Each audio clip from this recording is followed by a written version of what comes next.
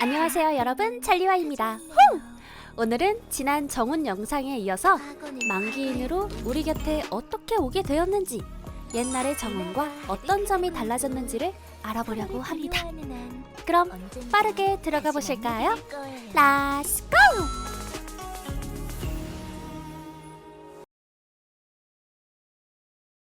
두려워하지 마. 절멸대군에게 습격을 받은 날, 정훈이 마지막으로 봤던 장면은 자신이 아끼던 모든 것들이 불타는 장면이었어요. 아득히 멀어지는 정신을 어떤 목소리가 인도합니다. 무엇을 보든 이거 하나만 기억해. 넌 혼자가 아니야. 정신만 간신히 유지한 상태로 정처 없이 공간을 떠돌게 됩니다. 두려워하지 말라는 목소리를 따라 도달한 곳은 파멸의 군단 앞. 파멸이 남긴 상처야. 네 몸에 이미 뿌리 내려서 아무리 떨쳐내려 해도 사라지지 않지. 내가 할 수 있는 건 네가 이 길을 무사히 통과하길 기다리는 것뿐이야. 저항하지 말고 받아들여. 네 상처를 어루만지듯 그것과 공존하려고 해봐. 온다. 진짜 안 싸워도 돼? 어떻게 대화하라고? 아무리 해도 쓰러지지 않는 파멸의 군단. 완매는 혼란스러워하는 정훈에게 말합니다. 파멸의 상처와 함께 죽어 어둠으로 떨어지거나 여기로 와서 그들과 함께 세상으로 돌아오거나 둘 중 하나야. 그렇습니다. 파멸의 여파는 정훈의 몸 깊숙이 남아 다시는 지울 수 없는 저주가 되었고, 정훈은 이대로 파멸에 잠식당해 죽거나 파멸과 공존하여 살아남는 두 가지 선택지밖에 없었습니다.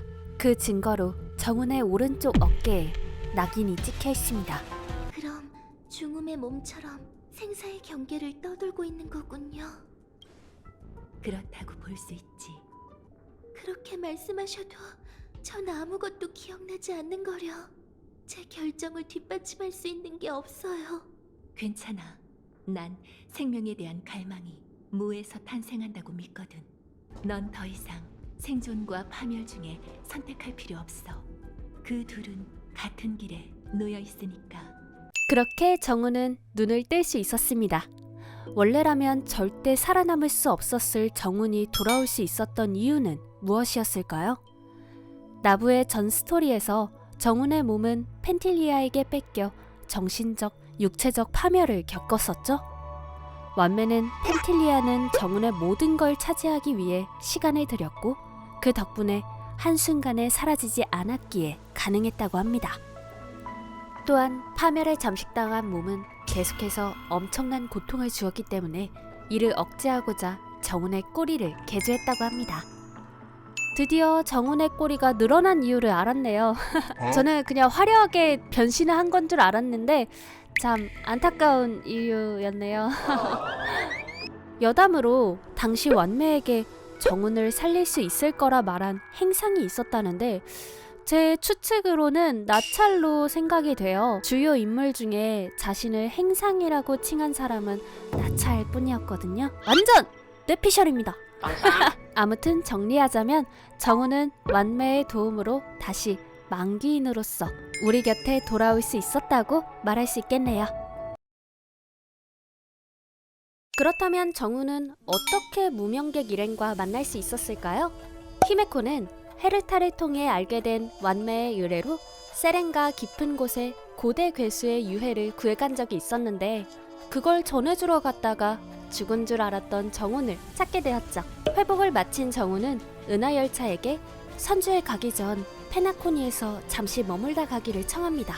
개척자와 마치 세븐스가 함께 페나코니를 구경하던 도중 무슨 일이 터진 거지? 인재라고 해야겠죠. 길에서 웃음 참기 챌린지를 찍고 있는 페페시 사람을 만났는데 저희한테 먹으면 웃음이 나는 사탕을 주더라고요. 사탕을 먹더니 계속 이렇게 재채기를 하는 거예요. 하치, 하치. 그러곤 갑자기 저희 앞에서 여러 명의 정원으로 변했어요. 정훈이 그림자 분신술을 써버렸습니다. 어쩌다 생긴 해프닝이었지만 여러 갈래로 나눠진 정훈에게서 다양한 매력을 볼 수 있었습니다. 드디어 제대로 등장하는 정훈. 돌아간다.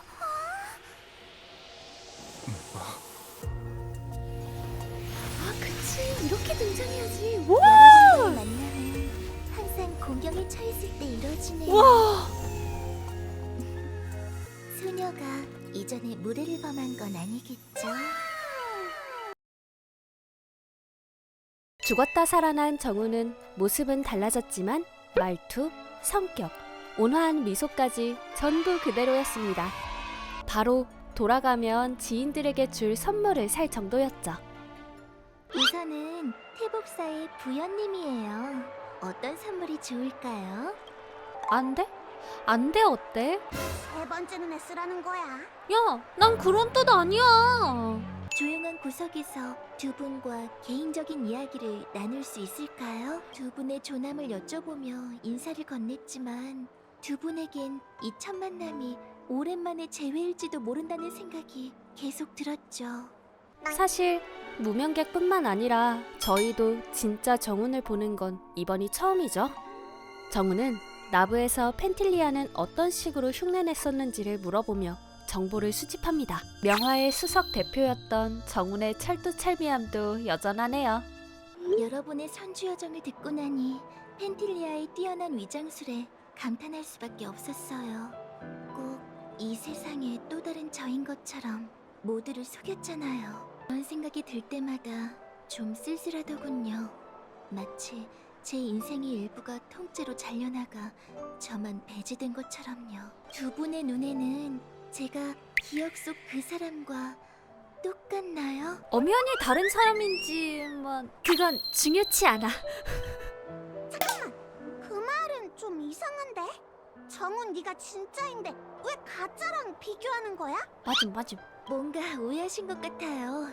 전 아쉬우면서도 다행이라고 생각했을 뿐이에요. 장사꾼은 정보에 밝아야 하는 법이죠. 그러니 돌아가기 전에 나부의 상황을 파악하는 건 당연한 일이에요. 펜텔리아는 제 인생을 앗아갔고 여우족은 어떤 사소한 원한이라도 되갚으며 손해를 보지 않는답니다. 이 일을 통해 펜텔리아로부터 뭐든 다시 되찾아야 마땅하죠. 그리고 아무리 생각해봐도 그럴 만한 가치가 있는 건 여러분과의 인연뿐인 것 같네요.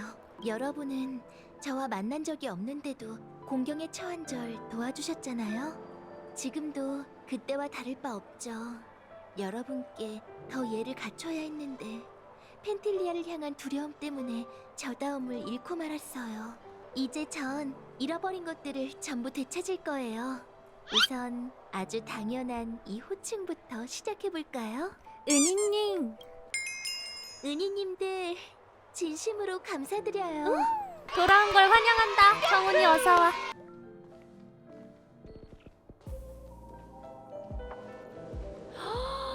어공이 직접 다들 왔구나. 오랜만이네. 드디어 나부로 돌아갈 시간. 널 데리러 왔어, 정훈. 정훈을 맞이하러 직접 어공이 페나코니로 왔습니다. 전에도 언급했듯이 어공은 정말 애타게 정훈을 찾았었는데요. 둘이 바로 만나서 정말 기뻤습니다. 저는 정훈이 이제 나부로 돌아가 다시 평온한 삶을 살게 될 줄 알았는데요. 정훈은 자신이 지금 어떤 역할인지, 현재 자신이 돌아가면 나부 상황이 어떻게 될지를 이미 간파하고 있었습니다. 꼭 나부로 돌아가야 하나요? 정훈은 죽었어야 했지만 완매에 의해 살아나며 파멸의 힘과 공존하는 몸이 되었죠. 그리곤 자신의 몸을 이용하면 펜틸리아의 추적을 수월하게 만들 것이라 말합니다. 그러나 그렇게 하기 위해선 정훈이 살아났다는 사실을 숨겨야 하기에 그녀는 지금 당장 나부에 갈 수 없게 되었습니다. 만약 집으로 돌아가고 싶다면 다행히 제가 그 수고를 덜어드린 셈이네요. 정훈은 자신이 어릴 적 어공이 직접 별대목을 태워준 일을 계기로 세상에 더 나아가기 위해 상인이 된 것처럼 지금 다시 귀환을 잊은 자로서의 각오를 말해줍니다. 모두가 원하는 것을 버리고 모두가 버리는 것을 취해야 천하를 누비고 원하는 것을 얻을 수 있다. 처세에 관한 제 태도는 앞으로도 변하지 않을 거예요. 하지만 행상의 법칙으로 인간과는 경쟁할 수 있어도 신과는 싸울 수 없다는 점 역시 깨달았어요. 어공님도 전쟁의 생존자셨잖아요. 희미한 꿈속에서 누군가 제게 이렇게 말했어요.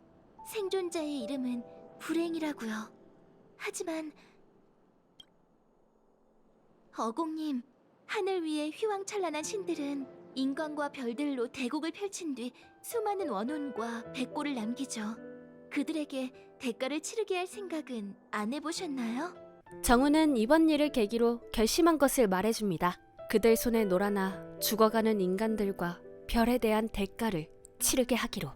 대군의 사랑을 듬뿍 받았으니 이번엔 제가 대국에 직접 참여할 차례예요. 대군의 사랑.